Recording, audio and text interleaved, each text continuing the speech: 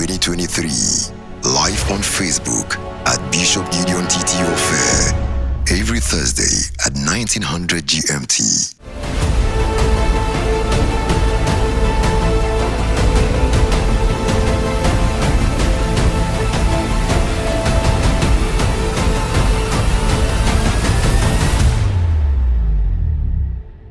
Hi, my name is Bishop Gideon Titi-Ofei. I'm your regular host for Leadtionary, the dictionary of leadership, where leadership practitioners, leadership educators at the top level are redefining leadership. They are telling us what leadership means in their own words. And tonight we are honored and pleased to have one of the most globally recognized Ghanaian politicians, Dr. Ekow Spio-Garbrah, once Ghana's ambassador to the United States of America, and one of the biggest gathering that received a United States sitting president was when Bill Clinton came to Ghana, and he was then the ambassador to the United States. During his period, his tenure as ambassador to the United States, a lot of businesses from the US came to Ghana and was able to strike very good partnerships for Ghanaian businesses.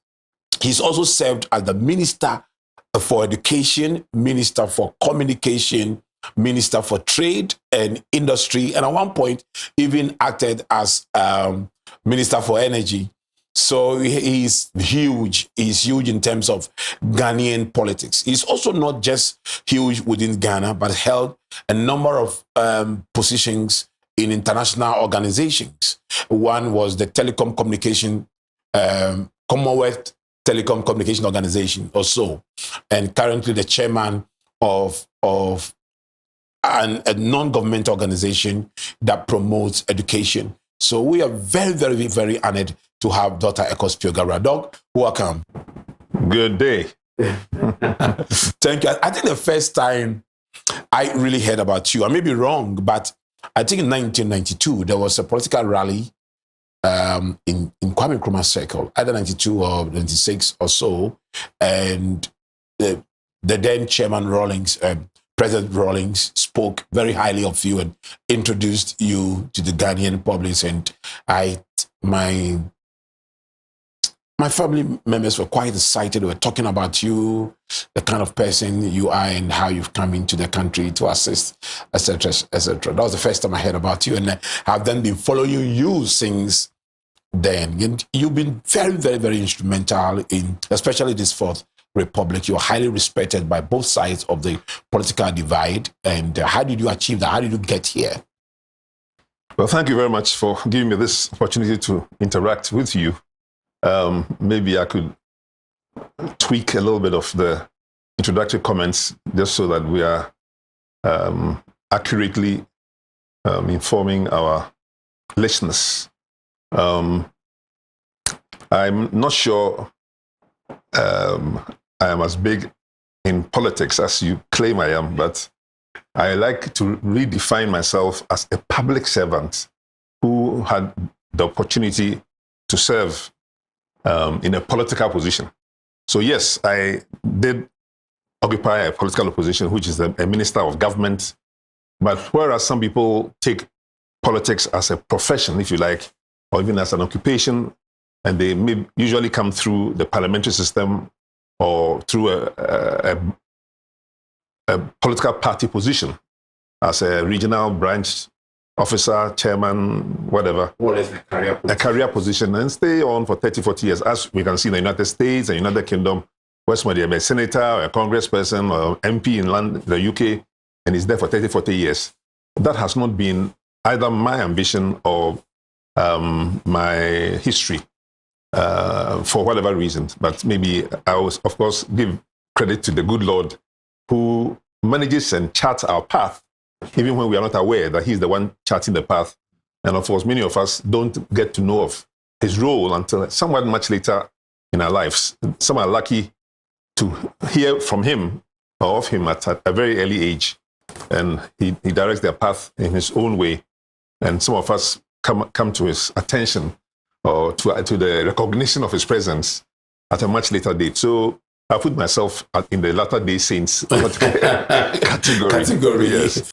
But to come to your question as to how latter day saints in terms of you knowing him, Jesus, a later part of your life than the early part of your life. Not the church, not the church denomination with that name, of which I'm not a member, even though I'm a very good friend.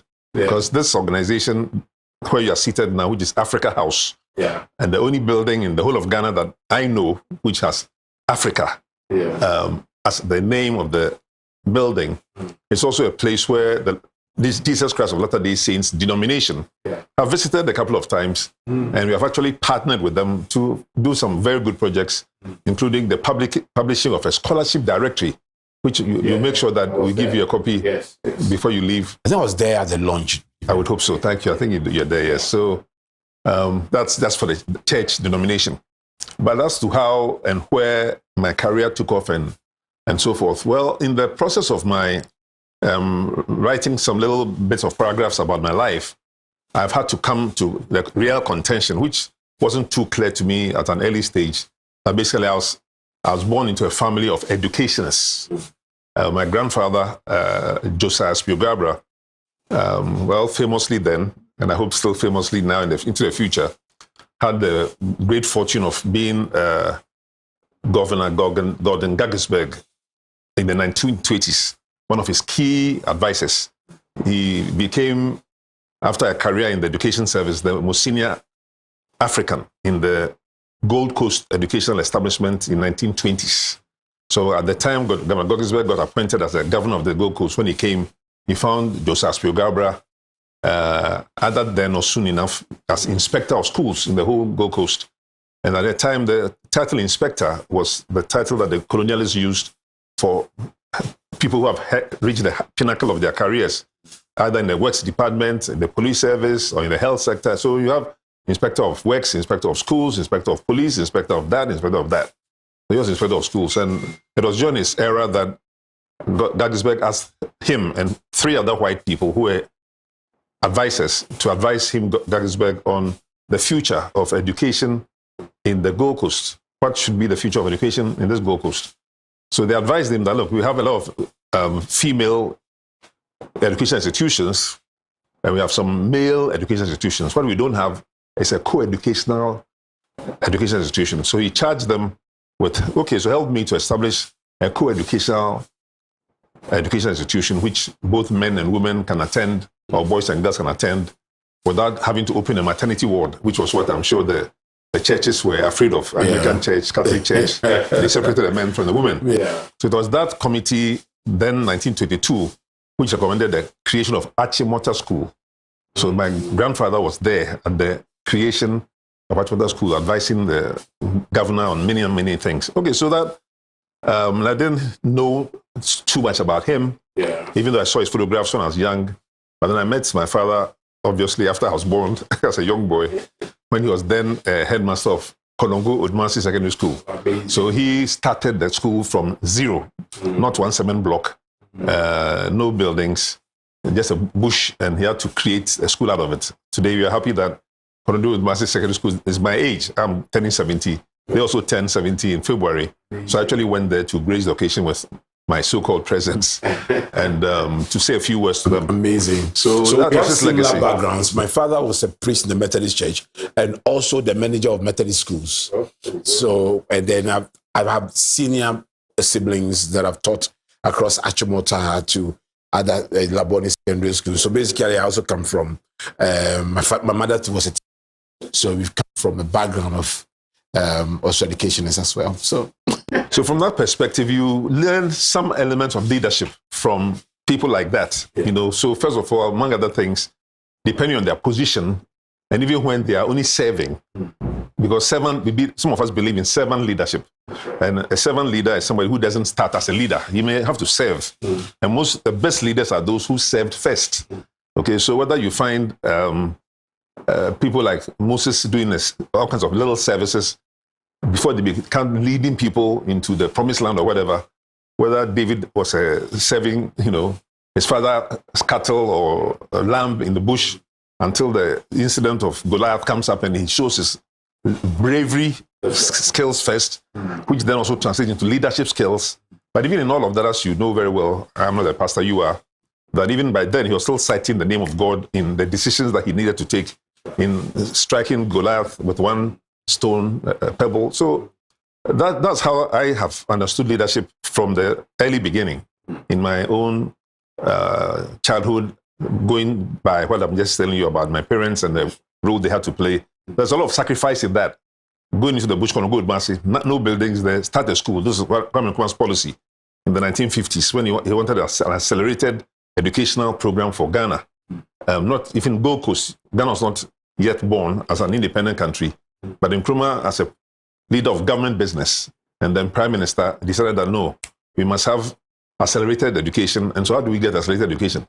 And he thought, look, let me look for people who are not yet headmasters, but who have risen high enough in their various fields, no, in the same educational field, but in their positions as assistant master in Achimota, in Prempeh, in Wesley Girls, in Fansipim, and post them as headmasters, give them the headmaster title, but with nothing to show. And then they have shown leadership already. So let them begin to demonstrate that leadership. So having observed your grandfather and your father, you have come to understand that leadership is service. And you've come to believe in servant leadership. Absolutely. So what characteristics that did you observe that you would say should be the characteristics of a servant leader? Well, somebody who is willing to think about others first before themselves. Because that's the biggest problem in the Ghanaian public service right now. In fact, when we were growing up as young children, one of the little hymns that were taught was J-O-Y, J-O-Y, surely it must be. Jesus first, yourself last, and others in between. I learned this at 7, 8 years old or something, you know, how do you call them in those days? Anyway, Sunday school. Okay. Yeah. So Jesus first, yourself last, and others in between. What does that mean?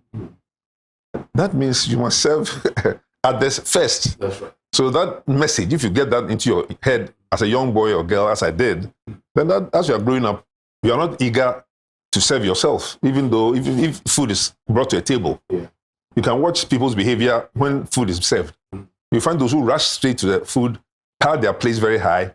And they don't even care whether others will get it or not. Yeah. You notice people's personalities in all kinds of strange ways. The food has been served. Maybe 20 people are going to eat. You don't know there's extra food in the kitchen, but it's been served. A smart person, a sensible person, and of course sometimes you have to become mature to realize that you don't just serve yourself to the detriment of others. You take something that is good enough for you to eat, but then even if you feel that is not enough, you reserve your empty, half-filled stomach for another possibility when the owner or the host brings additional food to the table. But do you think that lack of servant leaders in our political space, in our public service space, is the reason why we are in crisis that we are? It's either 70% of the reason or a very high percentage of the reason. People do not come into leadership in the way we are talking about, which is mostly political. But of course, there are also so many other kinds of leadership in terms of commercial leadership and financial leadership, etc. But at least in the political space, where there's so much power and so much opportunity to also grab and misbehave, most people that I have seen come into politics have come there to grab and to chop and quench, as the Nigerians would say. Not all, most. Yes. How do we, the emerging leaders, how do we cultivate in them these servant leadership characteristics, especially putting others first before you? How do we do it? Is it is it in the curricula of the schools or policy from government? What is the way forward? I believe in what I used to tell, I can still tell it, circumferential knowledge and in information dissemination. Now, it's better to surround that individual that you are trying to shape with all the relevant information that you want to impart to him. or her. And that's also partly due to my communication background. So in that kind of circumferential communication, you know that a person has a family as the background that they are coming from. So if you start with a family as a unit, you indicate you have a program that helps the family to think a certain way. Then you look at the community that the person is coming from. The community involves a number of other stakeholders. So the church the person attends, I started with, a church in Konongo that I didn't really know, but the one that when I grew up, I knew better was Rich Church, because that's close to where my parents lived and worked. So I went to Rich Church school, baptized there, etc. So you start with those pillars. Then, of course, the school system. The person is going to a school. Somebody is going to take care of his or her mind for 5, 6, 7 hours a day. You better make sure the people there also properly have that orientation to impart the right kind of knowledge to the child. So that's how I took the decision, again, to come to Kwame Nkrumah as who I consider to one of the best servant leaders Africa has ever had. There are many others, but he certainly will strike anybody as one of the best. Because right now, nobody can point to a single cement block of housing that he owns in Ghana or in Africa or anywhere, or his family. So that's the best example that the man didn't come to look out for himself. Because he had all of Ghana, all the riches, all the gold, all the diamonds, or whatever it is that we claim as Ghanaians to have. He had them under his effective control for at least 15 years.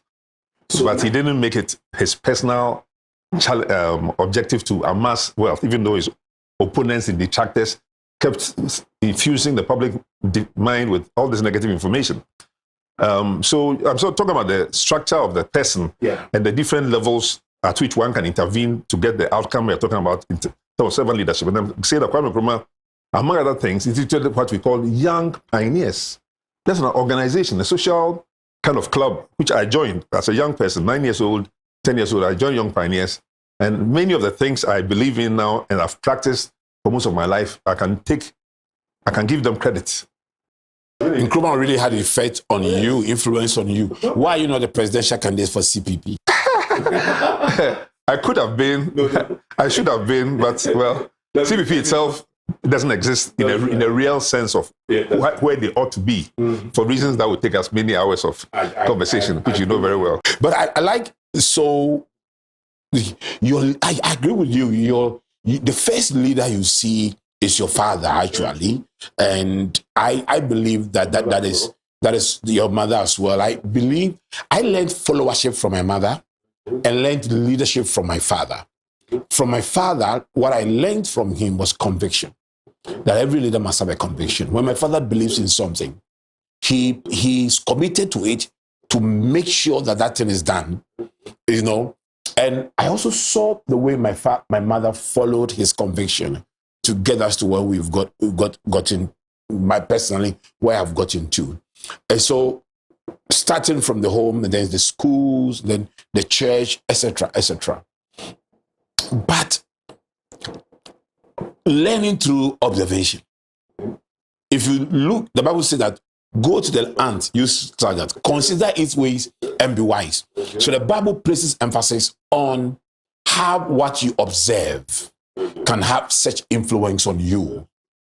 When you observe both the political, religious space, you will not find a lot of servant leaders. If you look at how flamboyant we have become, so people really are not defining leadership as service. They are defining leadership as position, possession, and power. So get a position, use the position to get possession, and once you have more possessions, you become very powerful. Has that not been the case? Well, I'll say that has been the case for some politicians. I don't know whether it is most politicians. I don't know whether it's, well, certainly not all politicians, but I would agree that many Ghanaians believe that most politicians are along those lines, but to different degrees. So there'll be those who take it to the extreme people who you appoint into, let's say, a forestry commission, and within 3-4 years, you hear or comes out that, by whatever means, they have 100 pieces of property just in 3-4 years in a particular position. Others who were given the same opportunity, let me give you an opportunity most people wouldn't think about. If you make me Minister of Communication, as I became, and one of the most valuable assets of the communication ecosystem in any country is what is known technically as the frequency. That is the frequency on which a radio produces its programs and broadcasts it. A frequency on which a television, those frequencies are worth millions of dollars. Just the frequency, 99.7, 98.6. That's how it is translated into common parlance. If you are controlling it, as I did for almost 2 years, with hardly anybody to even interfere or intervene, because as the first chairman of the National Communication Authority, it was created under when I got into office, and I actually, oversaw them. I was the first chairman. I could have allocated as much frequency as I wanted to myself, my family, and friends. As I said, I've never owned one single frequency. I had the opportunity to write and put it in other people's names. So it's a question of your mindset and your training and your obligation, your inclination, and all of those things. And others have been given other assets that they should manage. Manage the Volta River Authority for us. Manage the Electricity Company of Ghana for us. Manage the gold mining sector for us. Manage lands and forestry for us. And you can then see how others have, with the same opportunity, chosen a different path. But that comes from a variety of the things we are talking about, not just the leadership, but from the ethics, the values that define who you are and where you are going. Because, I think all of us have seen a number of videos, including some of the wealthiest people on earth. The Queen of England, the burial ceremony in London, where the Archbishop of Canterbury, who preached at the service, towards the end of the service, said, Elizabeth, not Queen Elizabeth, Elizabeth, I'm returning you to your maker. At that point, she had been defrogged. All her crown, her jewelry had been taken from her. So at that point, you are then back to how God created you. A mortal body, which is lifeless, going back to where you came from. When you see these kinds of scenes, and you understand them fully, then you realize that all this fighting and, pushing people around to acquire this, to acquire that, is all vanity. And then you become a more human person. You are one politician. I have not heard anybody accuse you of corruption. I had the opportunities. I just told you that. Different political positions. I could tell you more. Ministerial level. Yeah. One politician, I have not heard anyone accuse you of corruption. Amazing. So we've been talking. Had role models. I said my father himself was similar. He was not fighting about anything in terms of bungalows and things that even at that time people could be fighting about, little petty things. I ended up serving Rawlings, who, in my opinion, was very selfless in his own way. There, of course, people can accuse him of various things. In Nkrumah, we already told, had any property. Of course, Rawlings has at least 1 or 2 houses, yes. But given the opportunity that he had, why would a president who controls all the instruments of land allocation, according to the State Lands Act, I believe it's Act 1, and I think it's the 2 Act, under that act, in the name of the public interest, any public interest, the president can allocate any land he wants to anybody, including to himself, in the public interest. Rawlings built a house. It was in Nigerian Ghana at a time when nobody was going to Nigerian Ghana. So it was kind of a bush place at that time, 20, 30 years ago. Now it's obviously more civilized. But he could have taken a piece of land in cantonments, in airports, one of the priciest areas, and it would have been legitimate because you'd have signed it legitimately. Because another president came and gave a certain minister a very prominent part of the main Accra Ridge Road, and it was legitimate. And even some people took it to court, and the court said, no, this is legitimate. No, so there are many things you can do in legitimate ways. Yeah. It is very, very legal, but it's not ethical. It's not for family and friends. So we've been having a conversation on leadership with Dr. Ekow Spio-Garbrah.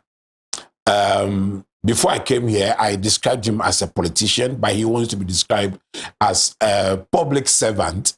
As a public servant, one of Ghana's most outstanding public servants. When we come back from the break, Dr. Ekow Spio-Garbrah will tell us his personal definition of leadership, and we will look at role modeling, something he just said before we decide to go on break. So when we come back, God bless you. Leadtionary 2023, live on Facebook at Bishop Gideon Titi-Ofei, every Thursday at 1900 GMT.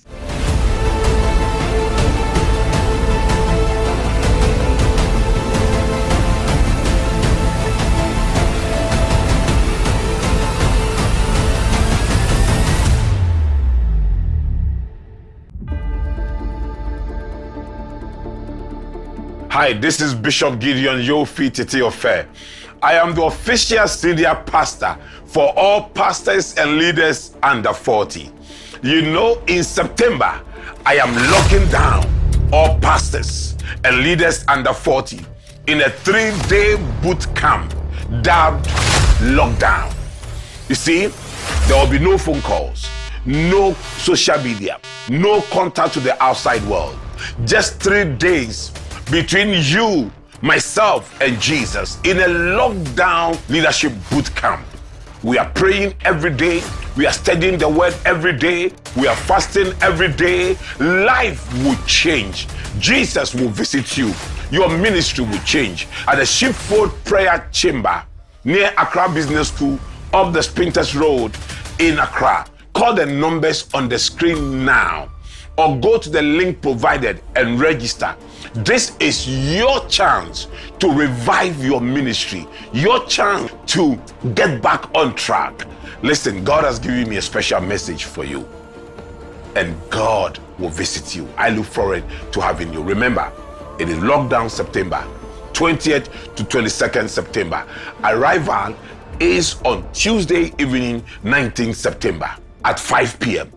Free accommodation provided. So, you know something? It's a dormitory style accommodation.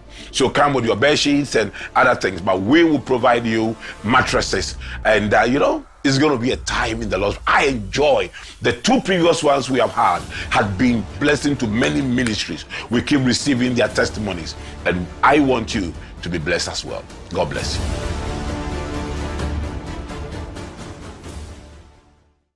Leadtionary 2023, live on Facebook at Bishop Gideon Titi-Ofei, every Thursday at 1900 GMT.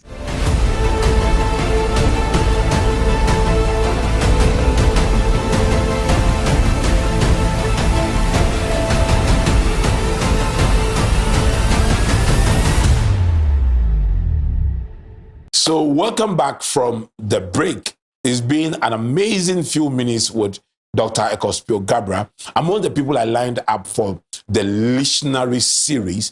I was just looking forward to this session with Dr. Ekow Spio-Garbrah because I was looking forward to learning from him, and I have not been disappointed. So, Doc, who is a leader? How will you define leadership? Well, I think a leader is someone who, by whatever means, whether by divine inspiration or by geography, biology, or whatever, because some people are born into leadership. If you are born as a prince or princess, or today almost everybody is Nana something, because they claim to be a member of a certain royal family, then you have been born with leadership in your system, and you can't run away from it. Hopefully, because of that, you'll be brought up in a certain leadership-oriented way. But for ordinary people, you become a leader when, again, as I said, by whatever means, but by prayer, by inspiration, you decide to strike out in a certain way, which requires you to go a certain path, and where you need other people who we describe as your followers to follow you along that path. So if you're a businessman, you just choose to start a new business, and you know that business, you can't do it all by yourself. You need 5, 7, 10 people to, as it were, work with you. We may say to follow you. Then you must have a certain leadership quality. First, to identify who you need to join you in that walk, as Jesus did with his disciples. You follow me, John, Peter, follow me. It's a choosing of people. If you don't choose the right people, you are not likely to be a good leader. even though you may have leadership qualities. So ability to identify other people's strengths and weaknesses, for that matter, and who may be compatible with you. And of course, when it comes to marriage, for example, we all end up marrying somebody, but some of the leadership qualities, hopefully, may also help us or teach us who to marry and who not to marry, because the result of that decision can be, either... So the key word in this definition is finding a pathway. So leaders are more or less pathfinders who find a pathway towards a certain destination and is able to get people to go to. How do you find this path? How are you able to influence people to travel the path with you, especially if it is not a highway, but path, and as you go, you weed. As you go, you weed. How do you get people? And what is the role of dedication and conviction in pursuing a certain pathway? Well, obviously, you yourself must be very passionate about what it is that you are hoping to do. That's why I said maybe a businessman, but maybe you're starting off as a taxi driver, but your aim is to own 5 or 10 taxis eventually. And therefore, you cannot drive all the taxis by yourself. You must find others who drive the taxi for you. So slowly you're becoming a transport owner, etc. So if we talk in terms of the normal human activity, you're a market woman, you are selling in the market. Right?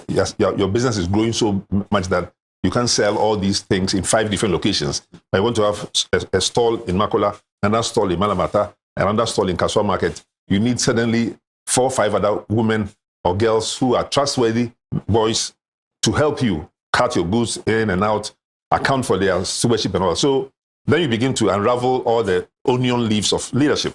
So the self-recognition, self-identification of the person himself as a potential leader is important. The person must recognize that I cannot do all these things by myself. I need others to help me. That's the first sign of your becoming a potential leader, because you're now going to replicate yourself in other people.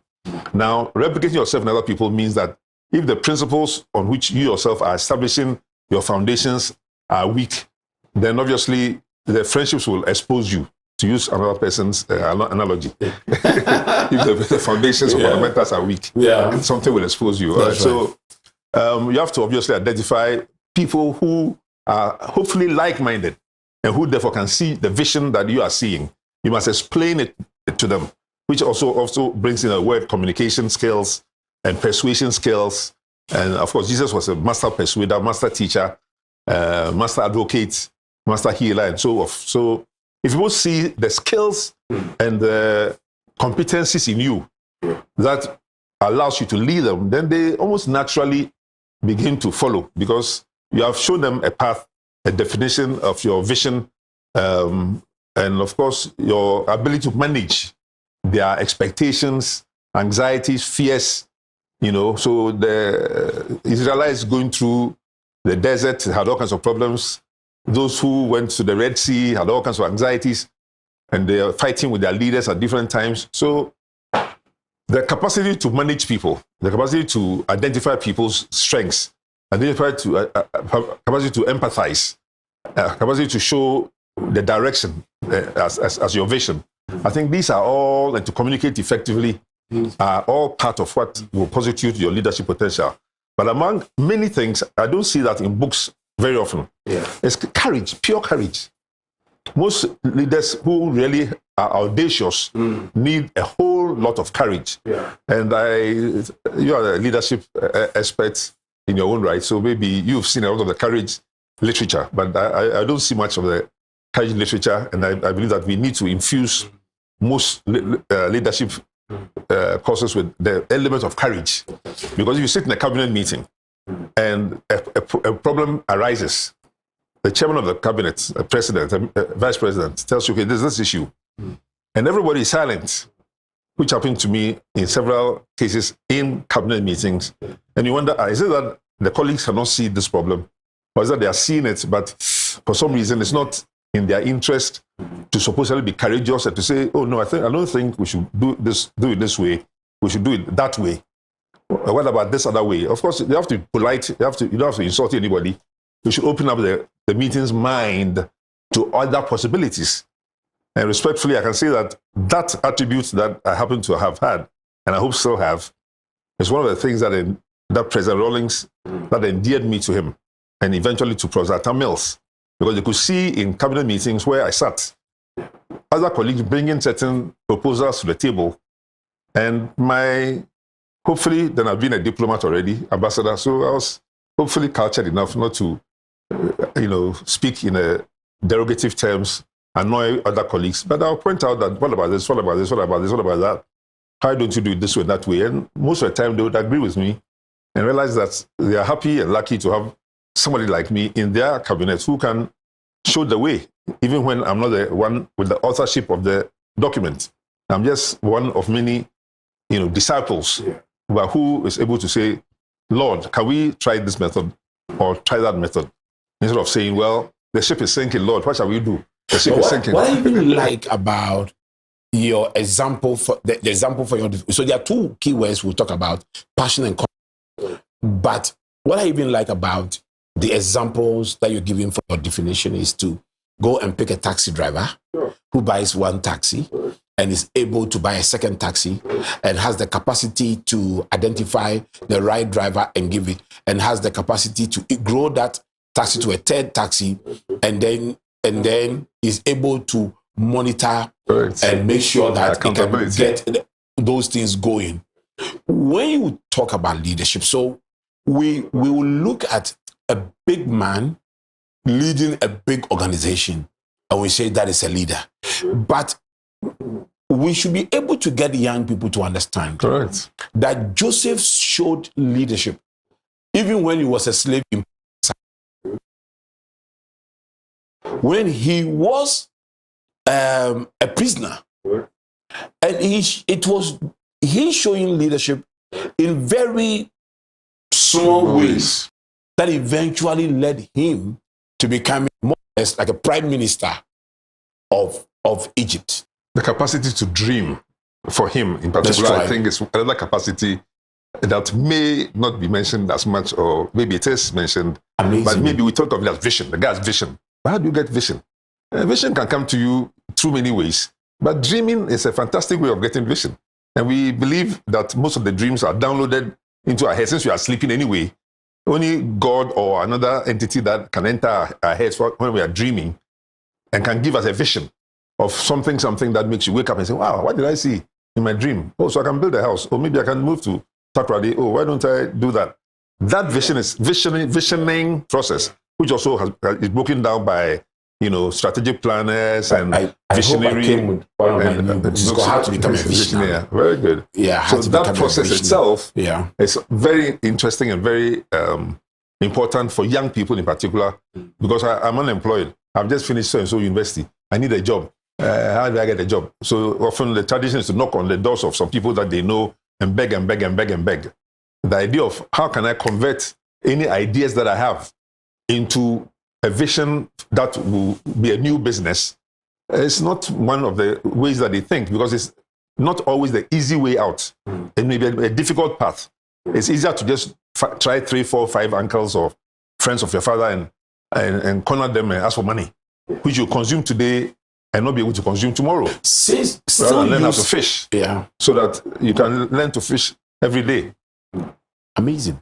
Still using Joseph as a case study. Joseph, for me, as a leadership person who reads the Bible with leadership eyes, I look at Joseph as the most outstanding leader in the Bible, apart from Jesus, because he was never the head of anything. He was not the head of Potiphar's house. He was the head of prison. He was not even a stranger in the country. He was even an immigrant. But it brings us to this: how to create space for people with leadership potential to be able to discover themselves and achieve their dreams, realize their dreams, without necessarily creating new organizations.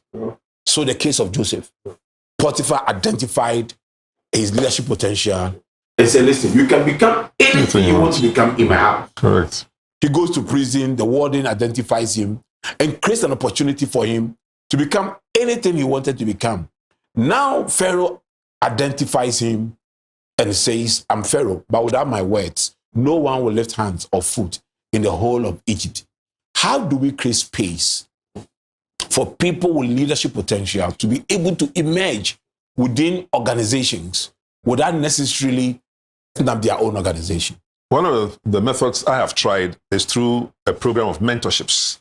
So I have in the organization called Africa Business Center for Developing Education, which is headquartered here. We've gone out into secondary schools mostly, because that's the age group that I think you can impact the most effectively, and talked to secondary school students. And it's just not me talking. We bring other role models, role players into the room, and they talk about their backgrounds. They are actually occupational, because at that age, most younger people are thinking about, what will I become? What can I do that I can generate income in and look after myself and my family in 5 years, 7, 10 years? So our contribution to that whole little area is to, through ABCD, to go into the secondary schools and universities, and through my examples and examples of many, many other mentors. We have about 40 to 50 mentors who we have identified and who have come with us over the past 12 years. So why am I not part of the mentors?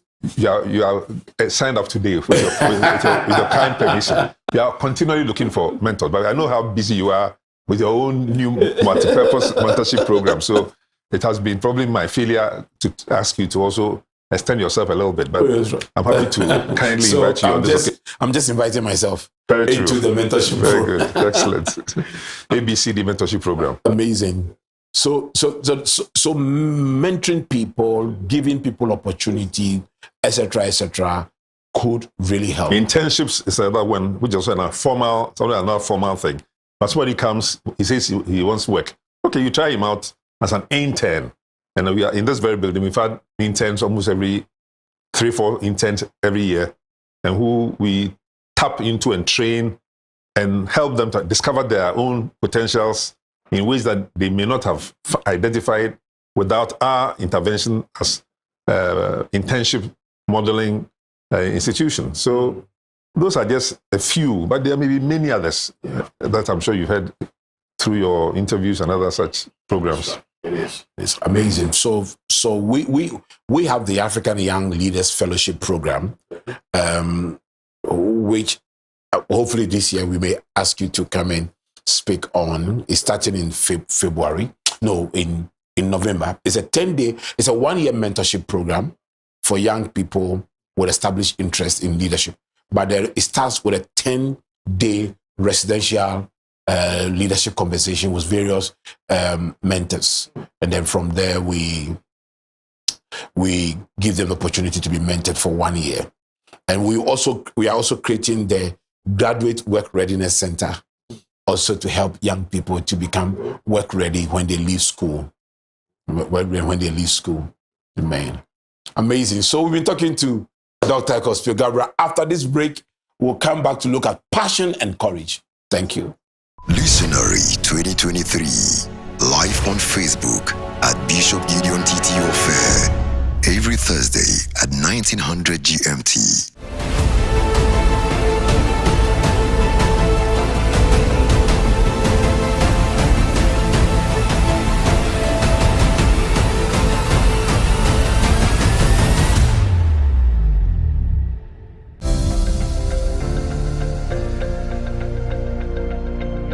My name is Aluxi David.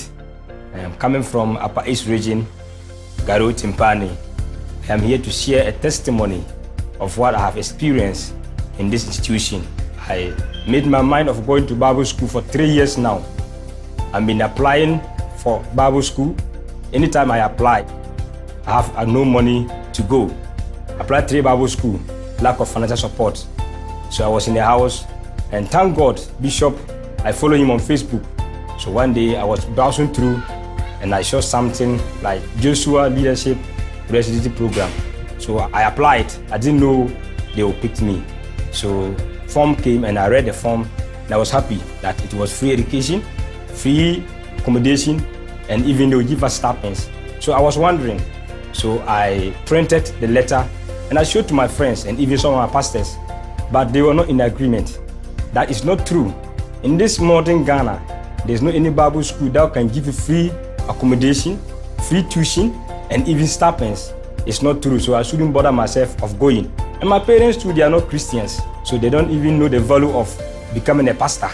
So I was struggling. People discouraged me that I shouldn't go. If I get here after completion, they will ask us to pay money. So where am I going to get that money? So I was wondering, and I was asking people for clarification.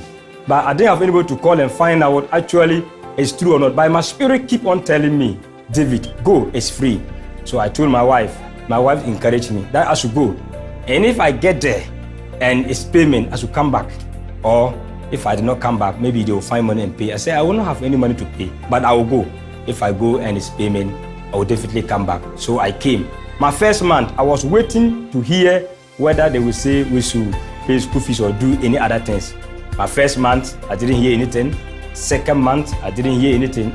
My third month, the same thing. And every week, they give us stipends for our weekly keeping. I have gotten free tuition, free accommodation, and even weekly stipends. So I am very happy to tell you that what Bishop is doing for us youth generation, for me in particular, if not Bishop, who I am to also go to Bible school, even in Accra, I don't even know yet. This is my first time of coming to Accra. I didn't know where Accra is located. I didn't know where Spinter is located. But I keep on calling the numbers that was in the letter, and I got here. So I want to thank Bishop what he has done for me. So I want to tell my people, and I want to tell the nation worldwide. So if you're looking for a Bible school, if you have the passion and the calling to become a pastor, and there's no money, you don't have money, you don't have the finances, you don't know where to go, this is your last stop. The Joshua Leadership Residency Program, it is a Bible school that if you come, your life will never be the same. Amen. Leadtionary 2023, live on Facebook at Bishop Gideon Titi-Ofei, every Thursday at 1900 GMT.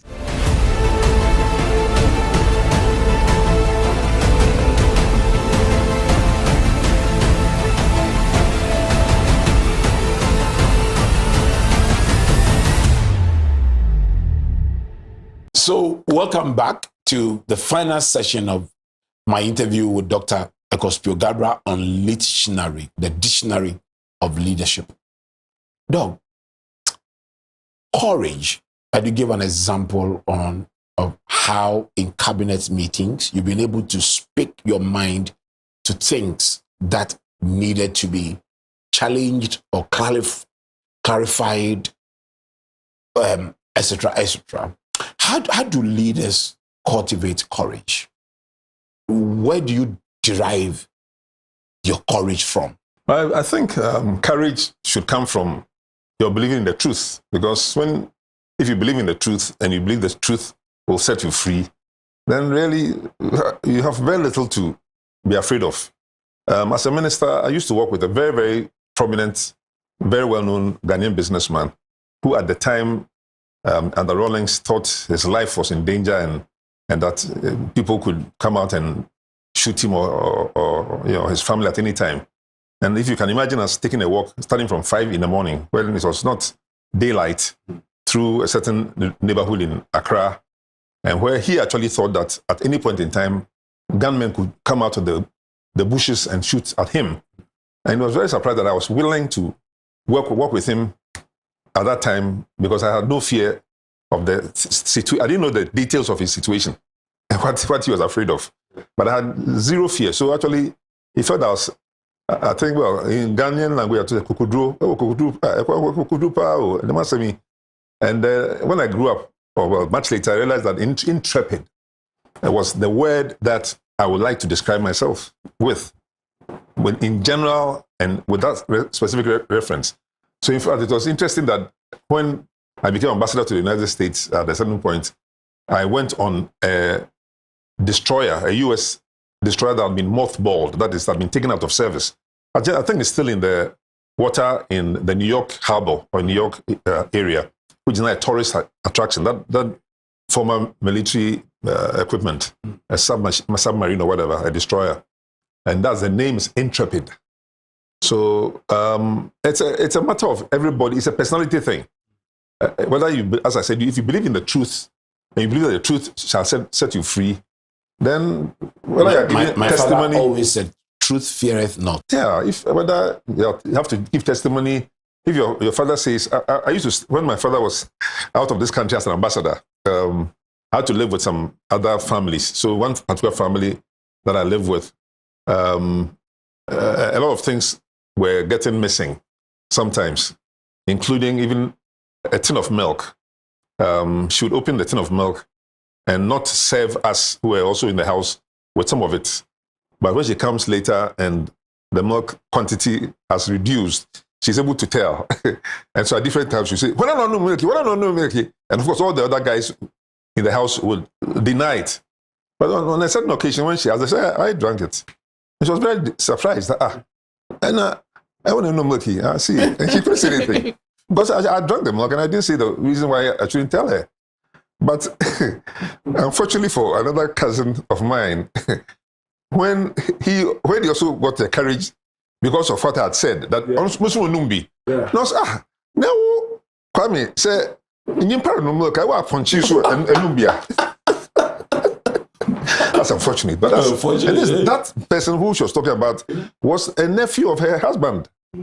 Her own husband's nephew, but she in her mind thought of him as a goat. So sometimes, basic courage. But sometimes the reaction to truth can sometimes, like somebody has been called a goat right now. Yeah, I know. Because so that's the risk you take. No question. The risk you take. No, there's a high risk for telling the truth. Yeah. There's always a high risk. My father was like that. My father had extreme courage, and his slogan was "Truth feareth not." Yes. In my mother's household, secondly, a couple of incidents that, if there's time, we can talk about, which have to do with truth and also leadership. I was told by my cousins, who were much older, that there was a certain system in that household called pinyin. That is, if a gift has to be divided, somebody comes to give a gift to all the children, one chocolatey, one biscuity, and then he goes away, and there has to be a sharing. A formula existed before I arrived of whoever is the eldest takes the biggest amount of the cake or chocolate or whatever, and then other children go along in the pinyin womb syndrome. Yeah.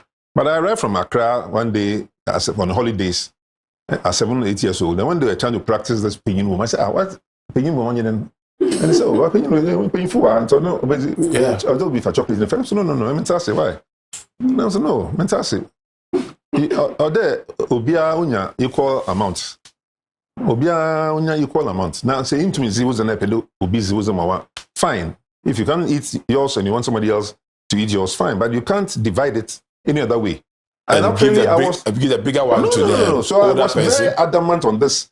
And however it transpired, without going too far, they actually accepted that new formula of dividing things.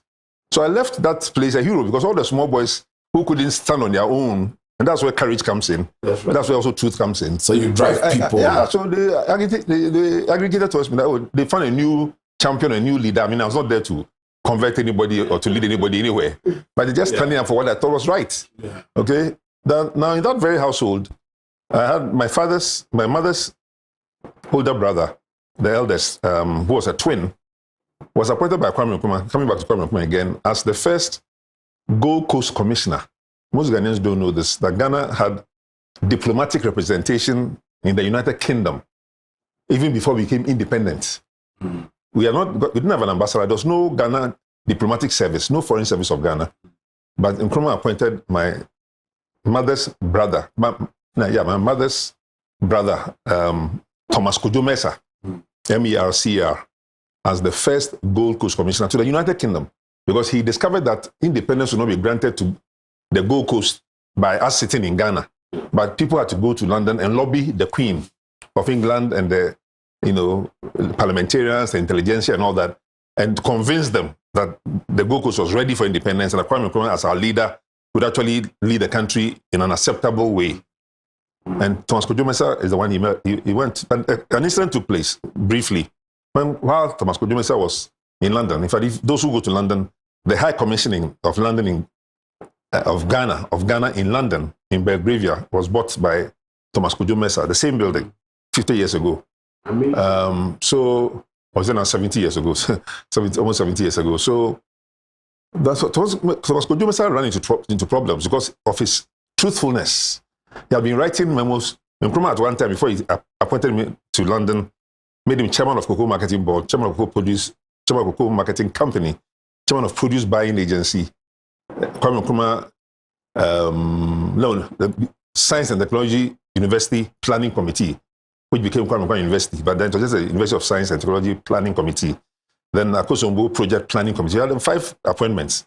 Nkrumah took him from all of those, took him to London. But while he had been in this position, he had been writing memos to Nkrumah, advising him of certain things that were being done in the cocoa sector, which were not really kosher. CBP people were pilfering all kinds of money to build the CBP, either with Nkrumah's knowledge or on his blind side. The matter came to the attention of the governor because the opposition parties at the time, UP, current MPP, were protesting about certain things, and a judge had to be brought from the West African Court of Justice, which is Djibowu, to form a commission of inquiry. So Djibowu, a Nigerian, because we're all part of West Africa, came to judge the situation or to do a commission of inquiry. My uncle was brought down from London to testify. He went to his mother, Mrs. Sarah Mesa, in Second D, to ask her advice. His mother told her what you have been saying. If you are, as I can tell the truth, and the truth will set you free. So what we've been talking about earlier has just come towards the tail end of our interview with the story of my uncle, Thomas Kojo Mensah. So when he came to the Commission of Inquiry in Accra, Djibowu Commission, he unfortunately spilled the beans as they were. Now, of course, that didn't go well at all with the Nkrumah regime. And so he had to resign his famous appointment as the first Gold Coast Commissioner. But that's the price he had to pay. But 5 years later, from the family records, Nkrumah realized that what Thomas Kojo Mensah was telling him was actually the truth. And in fact, he deserved to rehabilitate him. So I actually told my family members to go and see him and tell him that any appointment that he wants in Ghana, other than the presidency, he should name it and you get it. And family members thought that he would have been the best candidate for the central bank governorship because he's a very good mathematician, economist, and all that. And they pleaded with him to come back to Ghana, but he said, no, once he had that squabble with CBP, he didn't want any problems with the government. So that's all another part of the history of Ghana, the Gold Coast. According to Dr. Spio-Garbrah, courage is driven by truth and passion by vision. If you don't get anything at all from this very educative conversation on leadership, keep this at the back of your mind. Courage is driven by truth, and passion is driven by vision. Doug, thank you for joining us on Leadtionary. Before we leave you, how has your faith in Christ helped you in the pursuit of your dreams? Well, it would require another story, but there's no time for that. I've examined my life because I'm writing about aspects of it, and I've recognized that from infancy, because my own parents practiced their own truthful little Christianity. They were not really trying to impress anybody, but these principles I was just telling you about, learning from my grandmother, my father, speak the truth and shame the devil and all those things. The shame the devil part means that there's an opponent or a principality somewhere who you are shaming when you speak the truth. Yeah. So that also brings you into the world of Christ and the world of thinking about your life and what it should stand for. And if, as I just said, in the case of property and acquisition, and if you die and the queen is, all her ornaments are removed, all those things help to fashion your mind towards your own life journey. And so eventually you end up believing that you're on this earth for a moment, a blip and you're gone. But while you're here, you should serve other people, JOY, and also be able to, the principles are courage and truthfulness and all that. It's all part of that journey of life where you discover yourself and discover God and discover the instruments he has put in place for us to shape ourselves. But as you well know, at a certain point in my life, and that's another story, I ended up meeting Archbishop Duncan Williams. Very quickly, through him, he was looking for authority or permission to broadcast his programs in the 1990s to the nation through GTV. And he was being told by GTV that, no, you can't do it. It's not allowed. You're not allowed. So I met him by being called by Rawlings to the castle on one occasion, when as Minister of Communication, only a few months into my office. And another gentleman was there. I was there. We're not really speaking to each other. We're just observing and waiting. I said hello to him. He said hi. But then Rawlings came into the meeting room after 10, 15 minutes and asked us whether we knew each other. And I said I didn't know him. And he also said, well, he was not sure he had heard my name or something. In any case, that's how we met. And the shorter story is that eventually I ended up becoming chief of staff of Action Chapel, working with him. And eventually, after 10 years in London, coming back and becoming chief executive officer of the same church, again, working with him. So this is how my faith and my belief in God crystallized, solidified, and the experience I had in Action Chapel, just be working there for 2 years, seeing a position advertised in the Economist magazine, which also involved a number of earthly angels intervening specifically. I won't make the story any longer. I grew up into London without a contract for a job that has been advertised in the Economist magazine. I negotiate with my employers in Uganda and Entebbe and come back to London. The accountant calculates the changes that have been made in my contract, and the raw score was a doubling of my salary compensation employment. I had to attribute that to God because I was serving in His kingdom. Literally, when a number of things, too long to get into, individuals, angels being sent to do different things for me, which got me not the job itself, and also the specific compensation for which I was entitled. And to make it clear that yes, I left the office, the salary came back to where it was. The salary advertised for other people